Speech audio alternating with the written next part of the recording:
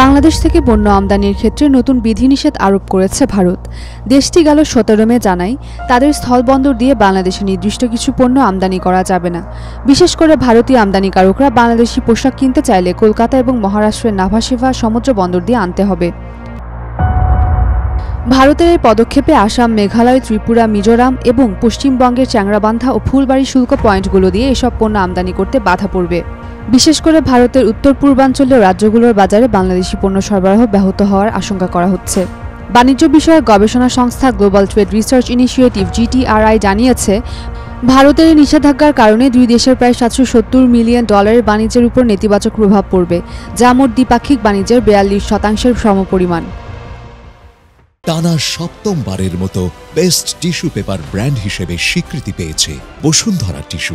বিশ্লেষকরা মনে করছেন, ভারতের এই সিদ্ধান্ত বাংলাদেশে ভারতীয় সুতা আমদানিতে বিধিনিষেধ আরোপ ও বাংলাদেশের সঙ্গে চীন বাণিজ্য সম্পর্কের ঘনিষ্ঠতার জবাব হিসেবে নেওয়া হতে পারে।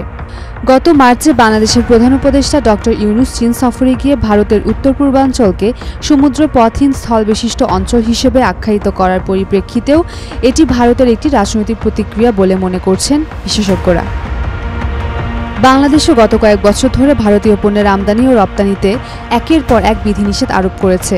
এর মধ্যে উল্লেখযোগ্য হল ভারতের প্রধান স্থলবন্দর দিয়ে ভারতীয় সুতা আমদানির নিষেধাজ্ঞা, চাল আমদানিতে কঠোর নিয়ন্ত্রণ, কাগজ, তামাক, মাছ ও গুঁড়ো দুধের আমদানিতে বিধিনিষেধ।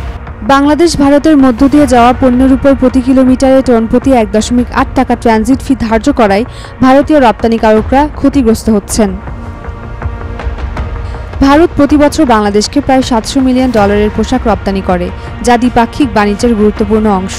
স্থলবন্দর দিয়ে আমদানির এই বাধায় বাংলাদেশি পোশাক এখন থেকে শুধুমাত্র 2টি স্থলবন্দর ব্যবহার করে ভারতে প্রবেশ করবে, যা রপ্তানির ক্ষেত্রে বড় ধরনের ব্যাঘাত ঘটাবে বলে সংশ্লিষ্টরা আশঙ্কা প্রকাশ করেছেন।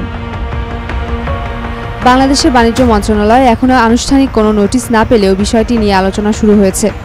বাণিজ্য বিষয়ক উপদেষ্টা শেখ বশির উদ্দিন বলেছেন, বিষয়টি গভীরভাবে বিশ্লেষণ করা হচ্ছে এবং ভারতীয় পক্ষের সঙ্গে কথা বলার প্রস্তুতি চলছে।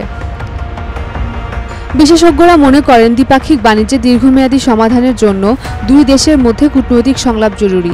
এছাড়া ব্যবসায়িক অবকাঠামো উন্নয়ন এবং বহুমুখী রপ্তানিমুখী নীতি গ্রহণ করা প্রয়োজন। উম্মেরুম্মান ক্রান্তি, Daily Sun. For more updates, follow us on Facebook. Subscribe our YouTube channel.